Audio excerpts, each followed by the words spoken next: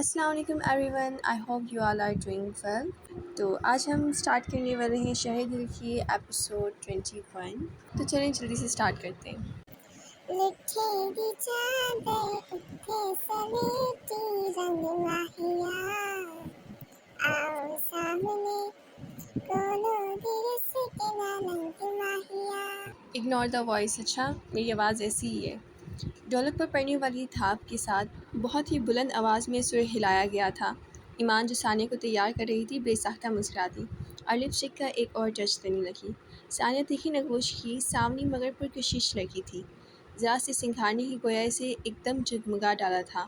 تیری ماں نے پکائے انڈے اسا منگے تے پائے ڈنڈے، لکھے دی چادر اٹھے سلیٹی رنگ ماہیا آؤ سامنے کونوں درس کے نالنگ ماہیا۔ اب کی مرتبہ آواز کچھ اور بھی پاٹدار تھی۔ اسے پہچاننے میں ایک لمحہ لگا تھا، گویا ڈھولک کی اشر کی ہاتھوں کم بختی آ گئی تھی۔ آشو بھائی بہت شرارتی اور مخولی ہیں، اس کی مساحت کو دیکھتی ثانیہ نے اپنی رائے دی۔ ایمان کی مسکراہٹ گہری ہو گئی، تبھی بند دروازے پر دستک ہوئی۔ ایمان نے ثانیہ کا دوپٹہ اٹھا کر سیٹ کرتے ہوئے مصروف سے انداز میں آنے والی کو اندر آنے کی اجازت دی۔ یہ پھولوں کے گجرے امی نے بھیجے ہیں، امی کہہ رہی ہیں ان میں آپ کی بھی 2 گجرے ہیں۔ ہیرا آپا کا 6 سالہ بیٹا پھولوں کی زیورات کا شاپنگ بیگ لے کے اندر آیا تھا۔ Okay thanks. ایمان نے شاپنگ بیگ لیتے ہوئے بچے کی گال نرمی سے چھوا، وہ شرما کر بھاگ گیا۔ آپ تو پہلے ہی اتنی پیاری لگ رہی ہو باجی، پھول پہن کر تو بالکل پری لگو گی۔ ثانیہ کی آنکھوں میں اس کی دلکشی اور رعنائی سے بھرپور نازک سراپے کے لیے ستائشی ستائش بھری تھی۔ وہ آہستگی سے مسکرا دی۔ تم تیار ہو؟ یہ زیورات گہنے وغیرہ تمہیں باہر رسم کے دوران پہنائے جائیں گے۔ آج تم تو اتنی کیوٹ لگ رہی ہو کہ کوئی تمہیں پہچانے گا بھی نہیں۔ سائڈ پر پڑا دوپٹہ اٹھا کر شانوں پہ پھیلاتے ہوئے اس نے ایک طرح سے اس کی تعریف کی تھی۔ ثانیہ کی خواہش پہ اس نے ثانیہ کو تیار کیا تھا، ورنہ اسے ان کاموں کا ہرگز شوق نہیں تھا۔ یہ اپنے گجرے تو پہن لے باجی۔ ثانیہ نے شاپنگ بیگ سے مہکتے ہوئے چنبیلی اور گلاب کے تازہ گجرے نکال کر اس کی سمت بڑھائے، تو دروازے سے پلٹ کر گجرے لیتی ہوئی باہر چلی گئی، مگر اس طرح کے ساتھ ساتھ کلائی پر گجرے باندھنے کی کوشش بھی جاری تھی۔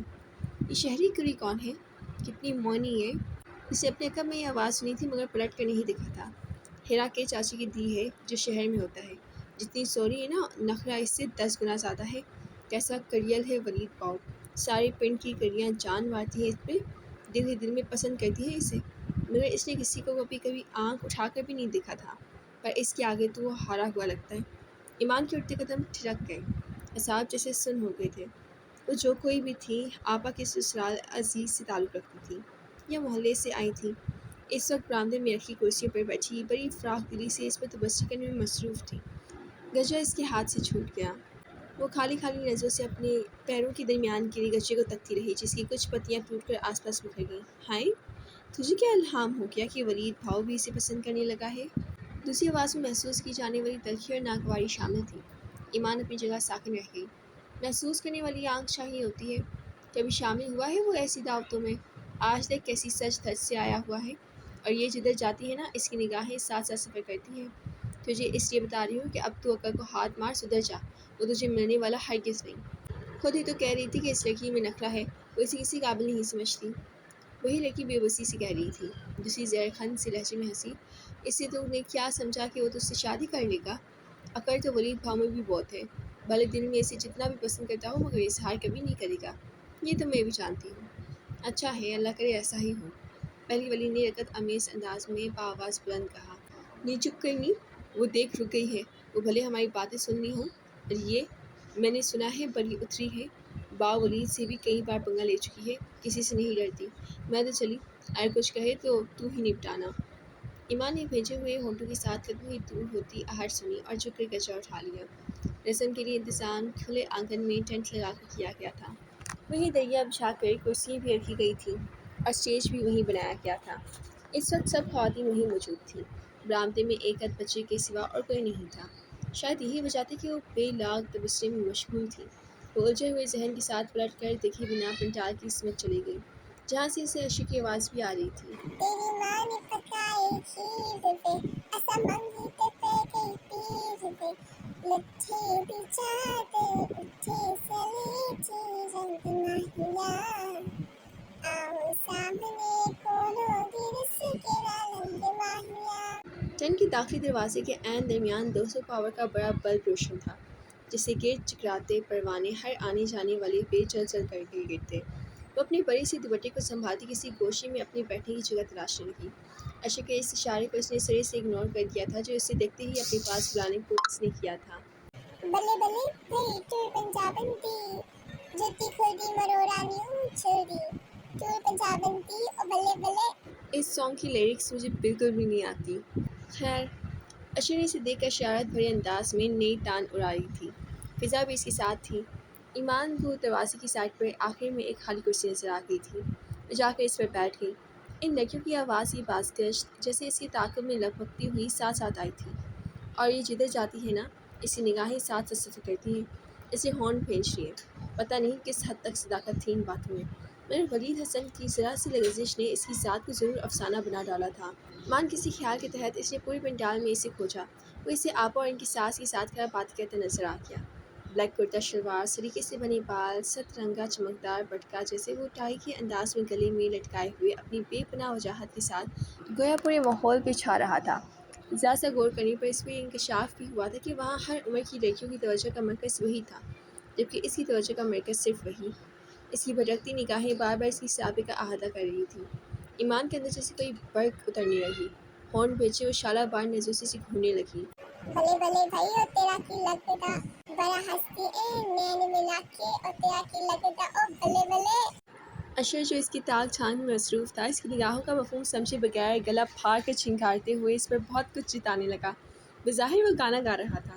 ایمان کی پیشانی تب اٹھی، ضبط کی انتہا بھی ہو گئی تو یوں ہی دانتوں پر دانت جمائے مٹھیاں بھیجے تنگ کر مما کے پاس آ گئی، جو تائی اماں اور ہرا آپا کے ساس کے ساتھ بیٹھی باتوں میں مصروف تھیں۔ مما، مجھے گھر جانا ہے، ابھی اور اسی وقت۔ اس کے تنگ کے کہنے پر ماما کے ساتھ تائی ماں نے بھی چونک کر اسے دیکھا اور اس کا لال بھوکا چہرہ دیکھ کر گھبرا کر اٹھی۔ کیا ہوا پتر، طبیعت تو ٹھیک ہے نا تمہاری کی؟ جی نہیں، اس نے نروٹے پن سے کہا۔ بے رخی سے جواب دیا، پھر مما کا کندھا ہلا کر بولی، میں کیا کہہ رہی ہوں مما، چلتے ہیں بیٹا، ابھی تو رسم بھی نہیں ہوئی۔ ان کا لہجہ بظاہر نرم مگر انداز میں ناگواری تھی۔ انہیں ایمان کی خود سری اب کھلنے لگی تھی۔ مجھے کچھ نہیں پتا، میں رسم تک ویٹ نہیں کر سکتی، آپ کسی سے کہیں مجھے چھوڑ کر آئیں، کل میرا پیپر بھی ہے۔ اب کہ اس کے انداز کی بدتمیزی اور تلخی تائی ماں نے بھی محسوس کی تھی، جب یہ بات سنبھالنے کو بولی، ہاں ہاں پتر، مجھے پتہ ہے، میں بھیجتی ہوں تجھے گھر، بہن بچی کے امتحان ہو رہے ہیں، بہت لائق ہے، آنے کو مان ہی نہیں رہی تھی، میں ہی زبردستی لائی تھی، چلا پتر میں عاقب سے کہتی ہوں تجھے گھر چھوڑائے۔ تائی ماں نے اٹھتے ہوئے معذرت خواہ انداز میں سمدھن کو بھی مطمئن کیا، جو مطمئن ہوئی یا نہیں، البتہ سر ضرور اس بات میں ہلا دیا تھا۔ ولید، عاقب کدھر ہے؟ تائی ماں نے اسی سمت آتے ولید کو پکار کر پوچھا۔ وہ تو مٹھائی کی ٹوکری بنوانے گئے ہیں شہر، بھائی صاحب کے ساتھ۔ کیا بات ہے، اگر کوئی کام ہے تو مجھے بتا دیں۔ وہ ایمان کے ساتھ تاثرات سے سچے چہرے پر ایک گہری نگاہ ڈال کر بولا تھا، بچے کو گھر بھجوانا تھا، چلو تم ہی چھوڑاؤ۔ تائی ماں کے انداز میں وہی سادگی تھی جو ان کی شخصیت کا ایک اہم حصہ تھی۔ پہلے جانے والوں سے تو پوچھ لیں اماں، انہیں میرے ساتھ جانے پر اعتراض تو نہیں ہے؟ وہ کسی قدر طنز سے کہہ کر ایمان کے چہرے پر بکھری تلخی اور درشتی کو دیکھنے لگا۔ ایمان کی دھڑکنیں چٹکنے لگیں۔ اگر آپ کو اعتراض ہے تو رہنے دیں۔